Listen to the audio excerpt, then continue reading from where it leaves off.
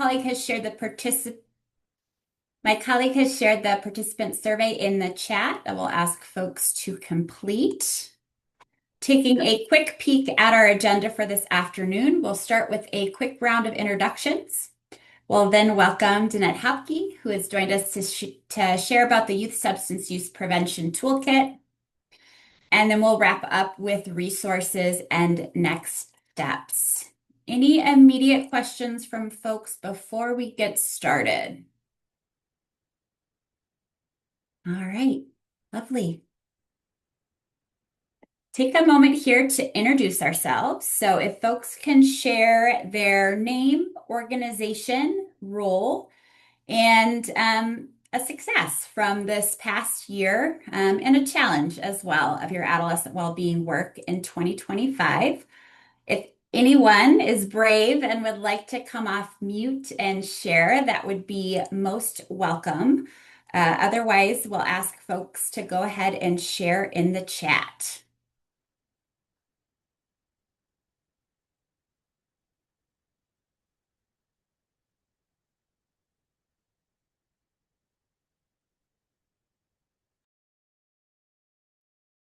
Great.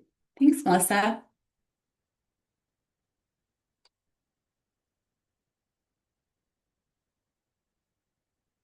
So we'll ask you to please keep those coming in the chat. And while folks are doing that, we'll do a quick introduction of this MCH core team members that are here today. So I'm Sarah Bolton. I'm the Regional Community Health Team Supervisor in UW-Madison's Division of Extension. I'm joining you this afternoon from Madison. I will pass it over to Selena. Hi, everyone. My name is Selena Freimark. I am the Regional Community Health Coordinator for the Northwest region, located in St. Croix County. I'll hand it over to Sheena. Hi, everybody. Sheena Cook-Fulsang, and I'm the coordinator for the Southwest region. Home office is in Vernon County. Jen?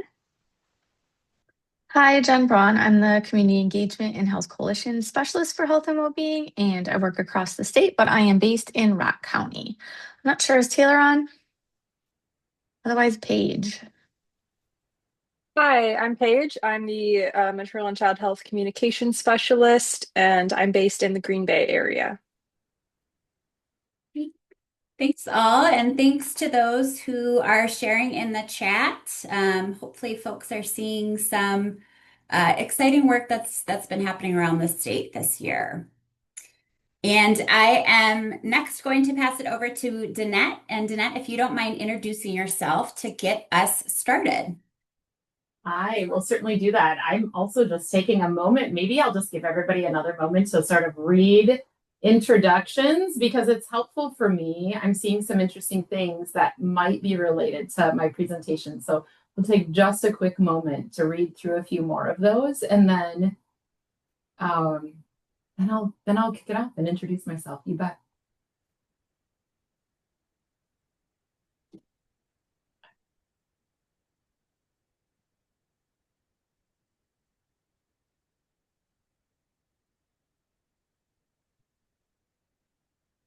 It also buys me some time to adjust my screens, I won't lie.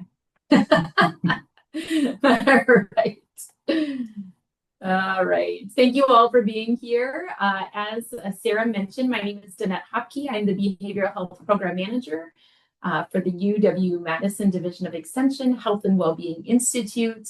It's fun to see some familiar names and faces from the previous years that we were a part of supporting this work. I'm here today to talk a bit about our Youth Substance Use Prevention Toolkit. We've had a team of educators and specialists that have been working together on the development of this toolkit, and it really came out of a need that was identified in year 2 of our work with this MCH project and this MCH team. And so we're excited to share with you where we are in the process and the tool as it stands at this point, our next steps, and then I'll provide an opportunity for you all to share some questions that you might have. I'll answer what I can, and then also what you might be looking for and what might be helpful for you in your youth substance use prevention efforts in your local areas. So with that, I am going to share my screen. Oh, fantastic. Excellent. And with any luck, we're all going to just hope that my connection stays really good. It has been really unpredictable. I am in my office. I didn't tell you that, I'm located in northwestern Wisconsin. My office is at the Spooner Ag Research Station in Spooner, Wisconsin. When I needed an office space, they had office space available, and I'm happy to be here in this space. But we sometimes struggle with our internet connection, and also I think my computer is just getting a little old, so that might be part of the problem. So as I shared, this toolkit was really developed as a noted need that was shared related to compiling resources and strategies to support youth substance use prevention. The intended audiences for this toolkit. And so you should be able to see my screen. Right now, I've got the pages open. They are not fully launched and live yet. And I'm going to have to click through each segment because all the links aren't interconnected. All of those inner workings aren't completely done as we're under the kind of review and revise process at this point. But what you're seeing right now, hopefully, is what will be the landing page for the Youth Substance Use Prevention Toolkit.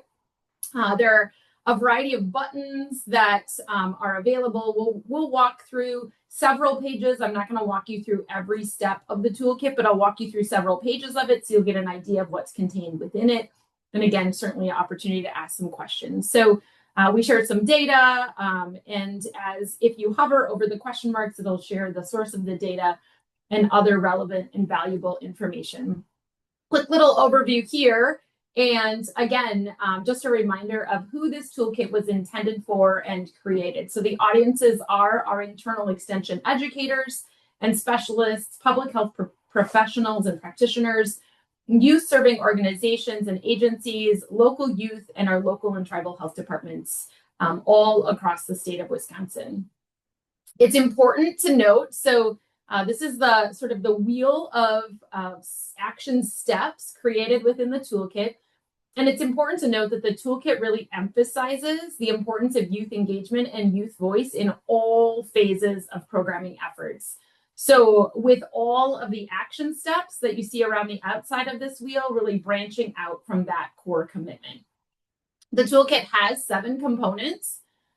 You should be able to see all 7 of the components there, which do not have to be used necessarily in any particular order. They also do not have to be used in succession. They are all full of resources and information that can help you on your process of youth substance use prevention development. And again, they're aligned. They can be helpful and aligned with whatever phase of the work that your team might be in at any point in time.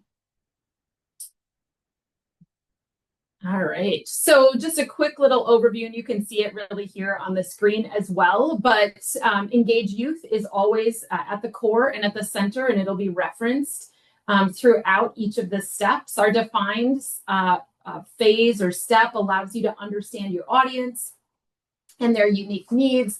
Our frame section is going to help you build a foundation for the approach that you're taking. Identify will help you look into the local and national data as a part of your planning process. In the train section, it provides you with some really key resources that will equip yourself and your team with the skills and strategies that are necessary to carry out your work. In the strategize section, it is meant to support the development of an action plan with evidence-based tools and resources. The fund section is going to help you explore opportunities to support your local efforts. And then at the bottom of our landing page, you will see that there are 3 key actions or opportunities for you as a part of this toolkit.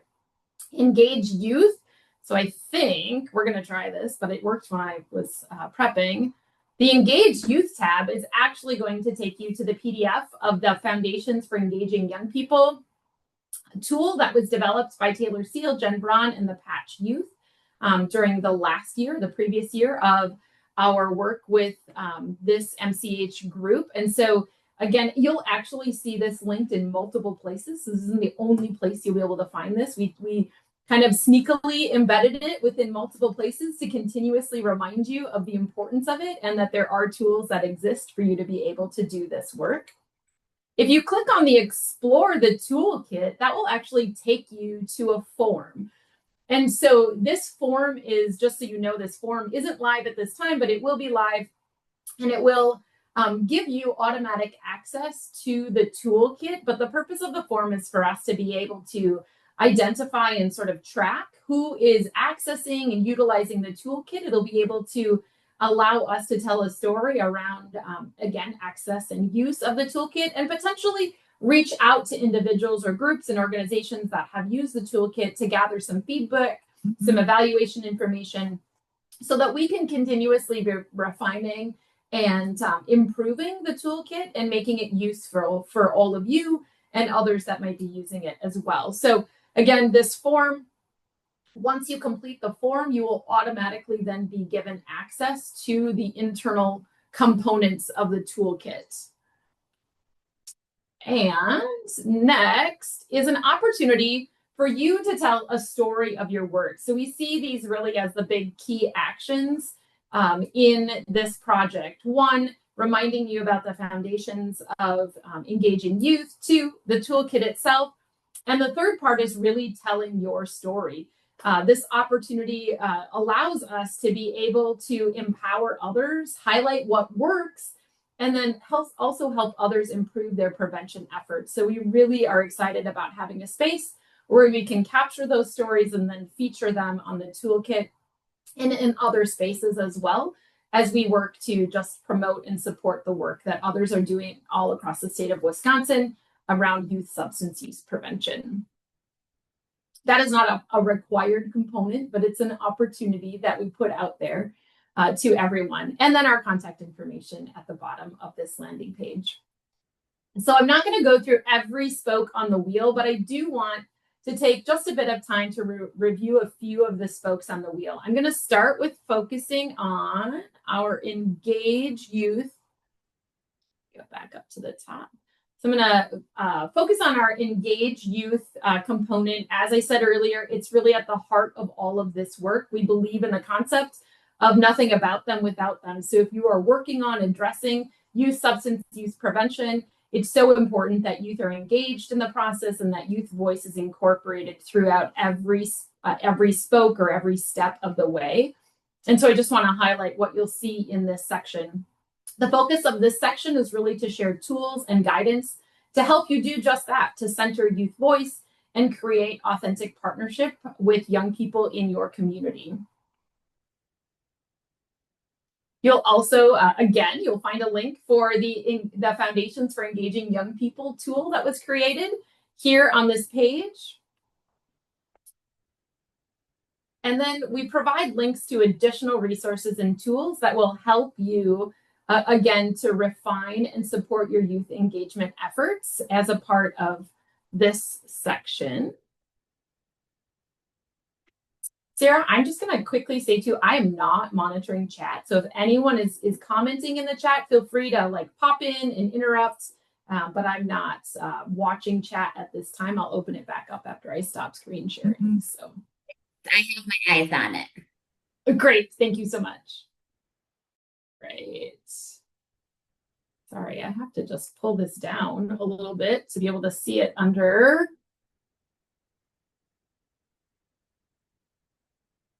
To see it under my Zoom screen. There we go.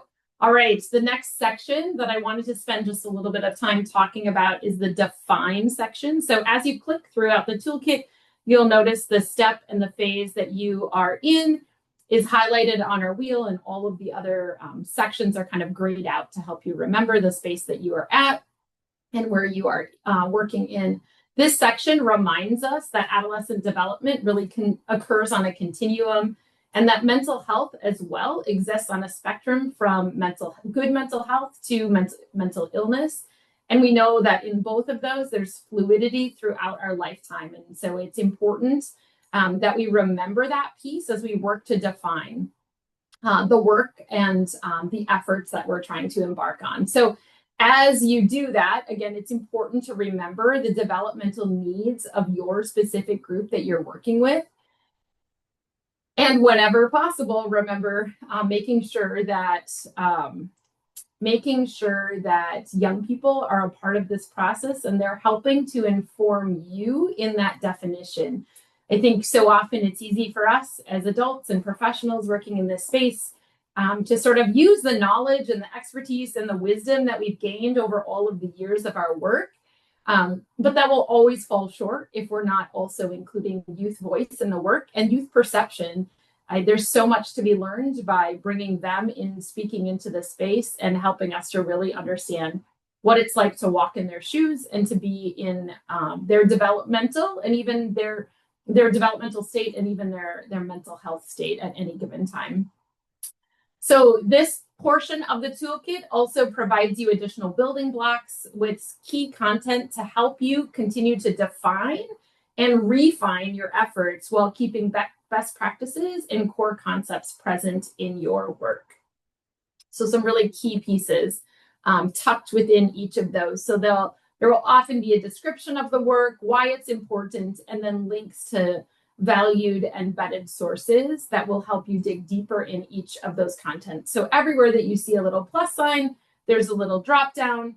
It'll give you additional information where you can, places you can go to gather more information, depending on how you're defining and refining the work that you are doing in your area.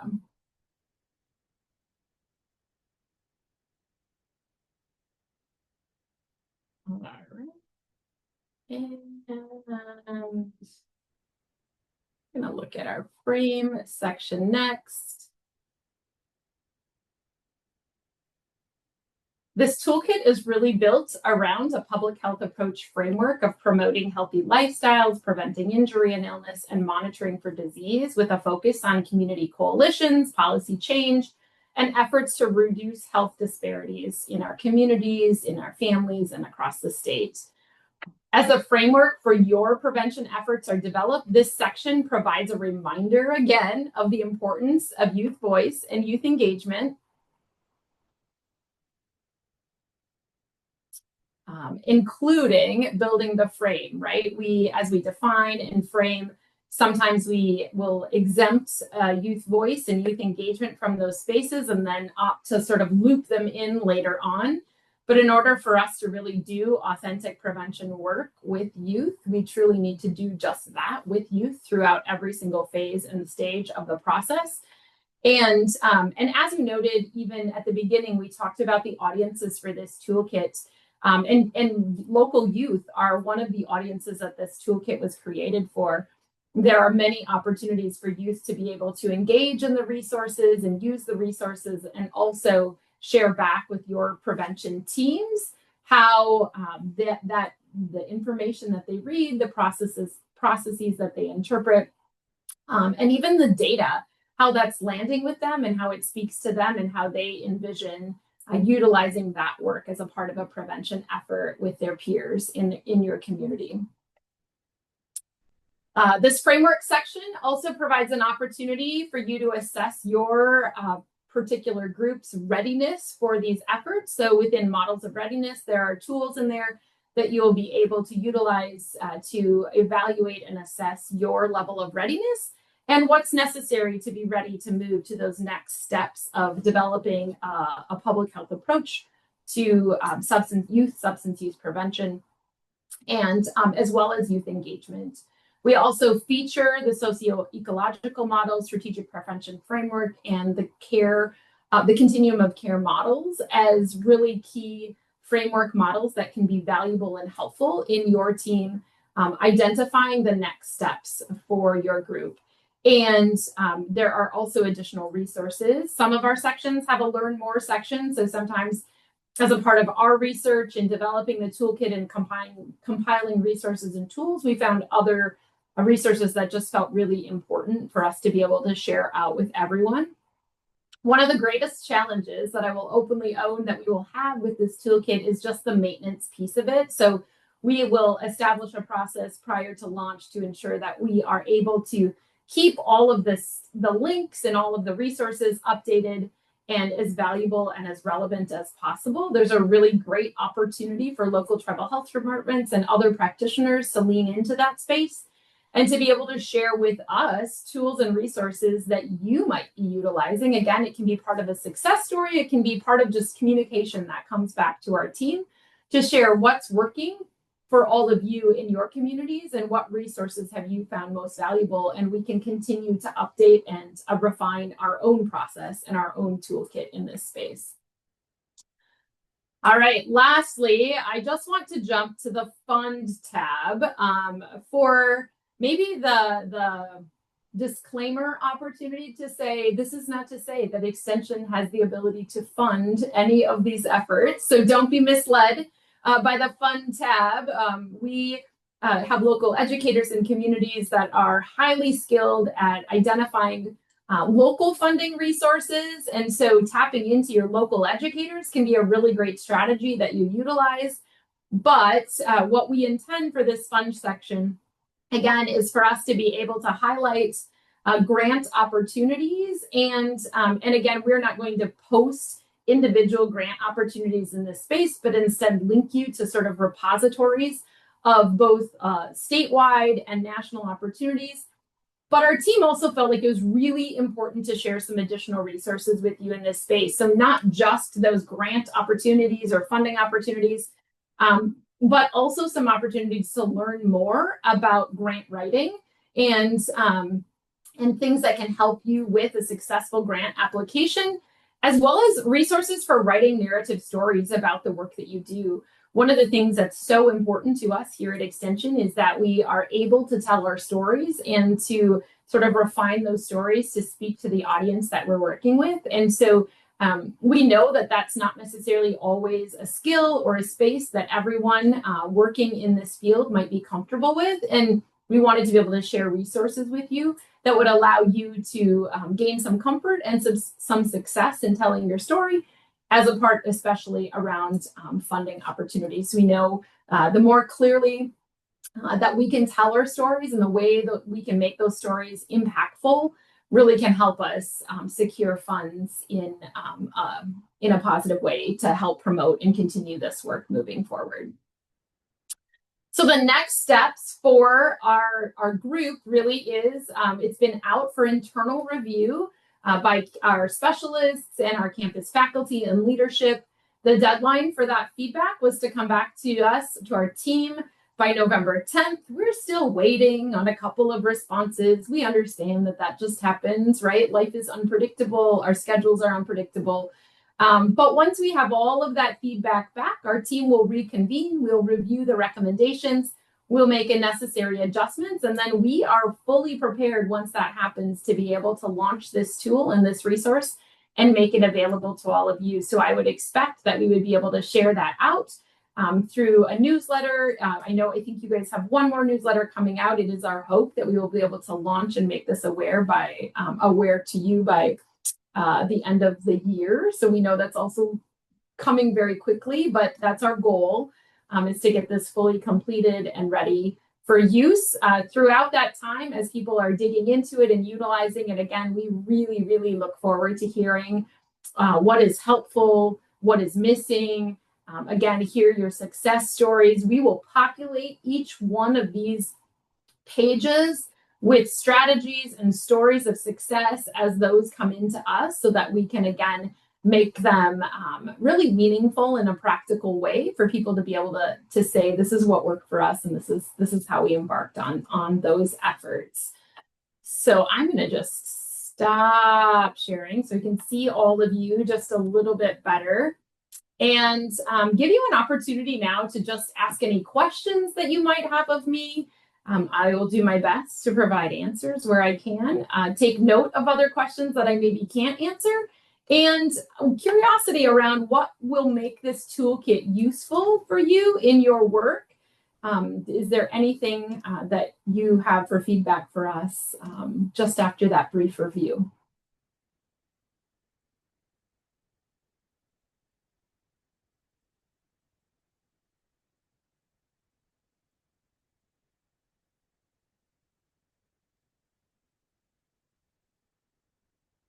And you can certainly unmute, or I will look at the chat now.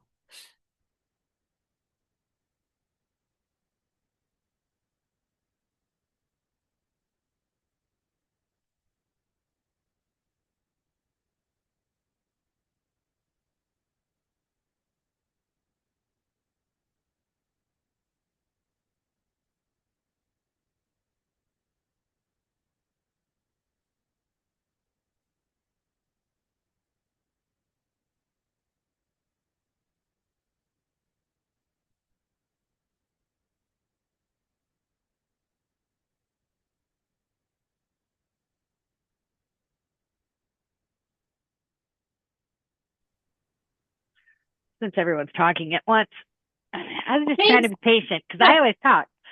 So, looking at the toolkit or the foundation's handout, that's fantastic. I think it'll help really illustrate how we can encourage our coalition partners on how to engage youth more wisely.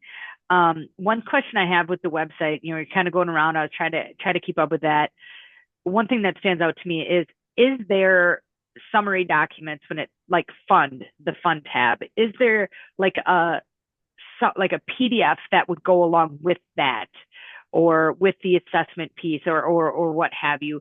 That would be helpful for me. I know in conversations that we've had with other prevention people around the state, that's something that we've identified as a need, is to have the quick and ready to go, if you will, resources like that.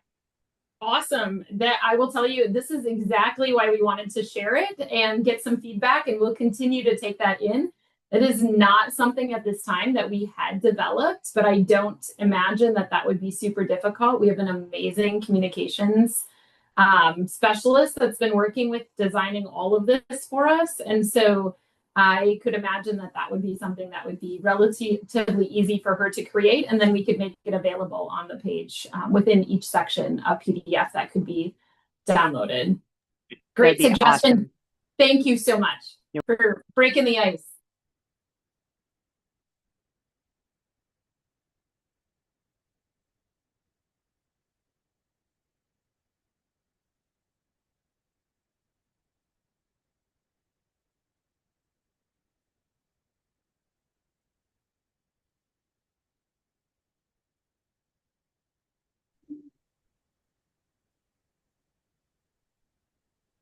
Annette, could you show us the wheel again? Would you be able to do that? You bet.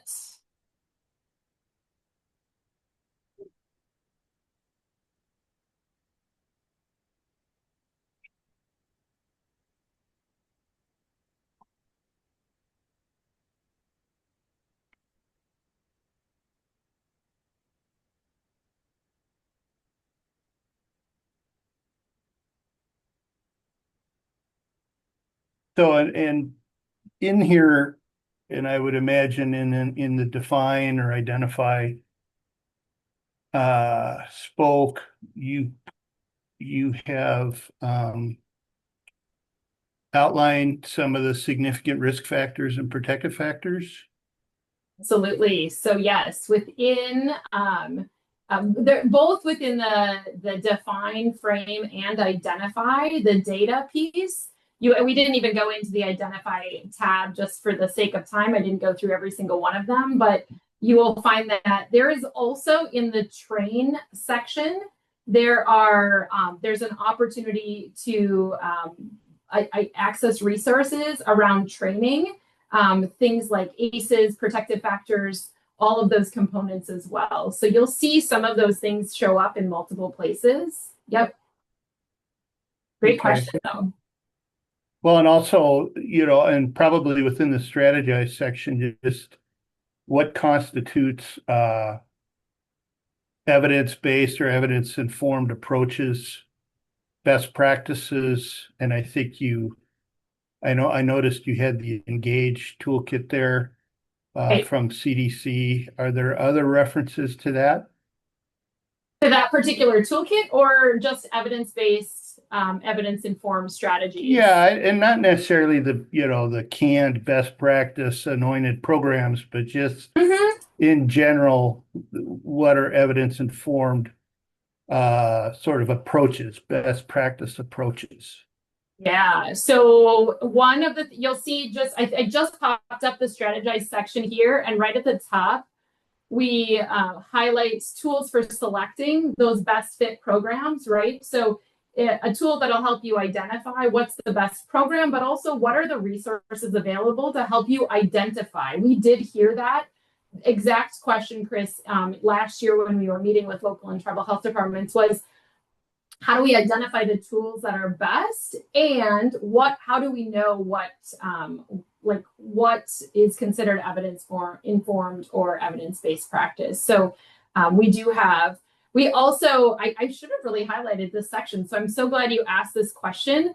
One of the key things that came up over and over again in our conversations last year and in our development working with some of our campus specialists and integrated faculty was this particular section around navigating offers. So we kept hearing things like, so-and-so from the community comes in to the health department or the school office and wants to speak about, wants to tell their story, right? And it always comes from a place of genuine desire to do good, but we know that some of those strategies actually can have negative effects, not the positive intended effects.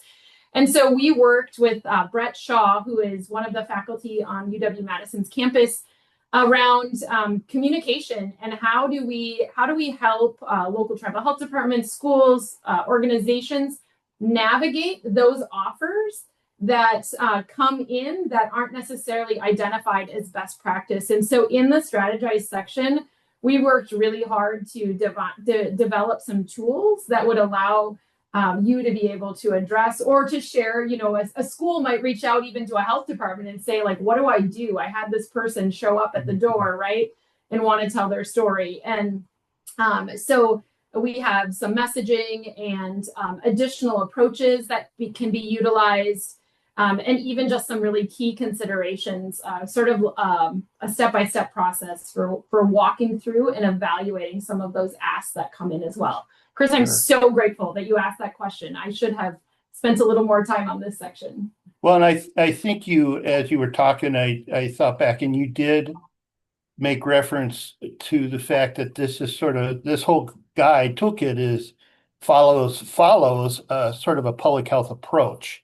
Right. And so that certainly that's best practice too. So for sure. Yep. And so everything that we have shared within it will be in alignment with that approach and also, reviewed by our team and our specialists as well as best fit and appropriate choices. But great question. I'm so glad you asked that.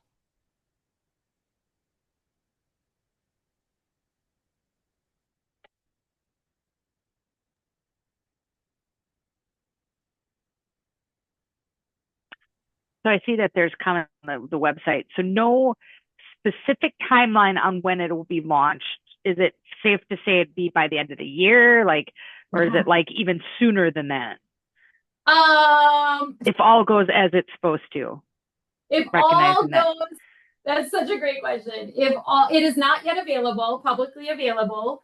And yes, it will be shared out widely with this listserv when it is available. It may be, our hope is that we are able to launch it by the end of the year. Absolutely. Our goal is to have it complete, have it available and accessible by the end of 2025 for use moving forward. So stay tuned, watch your emails in December.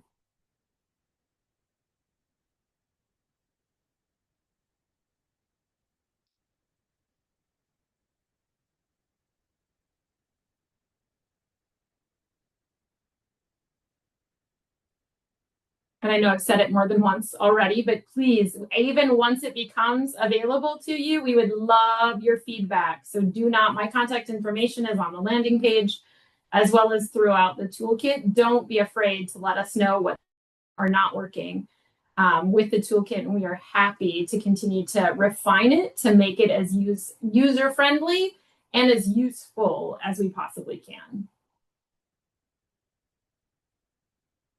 Yeah, great question, Mallory. So our plan is that our initial big launch will be out to all of you, right?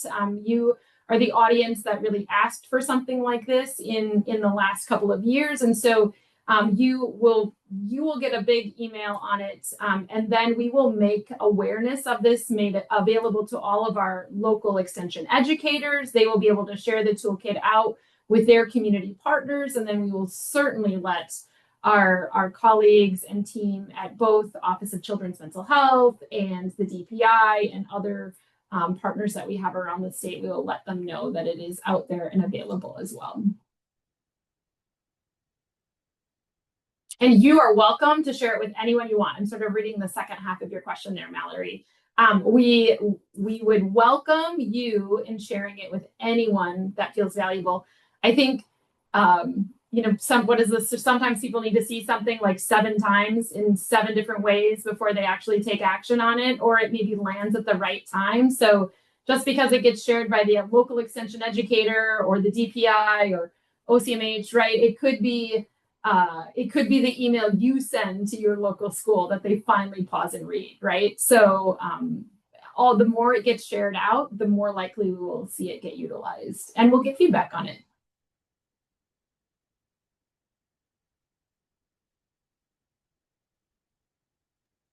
Well, I think it's exciting to have a local, a homegrown resource. There are other good resources out there, but I can't think of any other sort of homegrown resource of this that's this comprehensive and up to date. So thank you very much. I look forward to digging around in it. You are welcome. That was our intent, and that was, we don't like to duplicate work that's already happening, and a lot of work went into identifying if something like this was already present. If we could just share that out instead of recreating or creating something all on our own. We didn't have any intention to duplicate anything, and we just really didn't find something that looked quite like this. So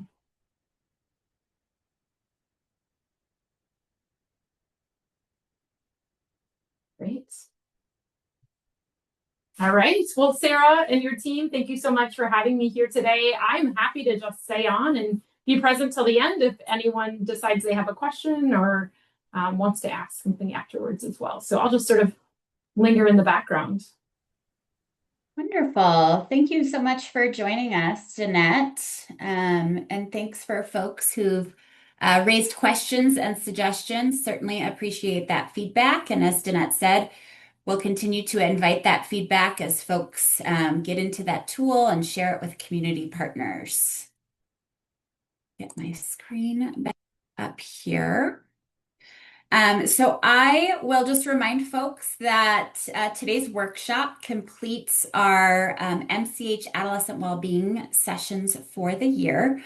So thank you again for joining us this afternoon.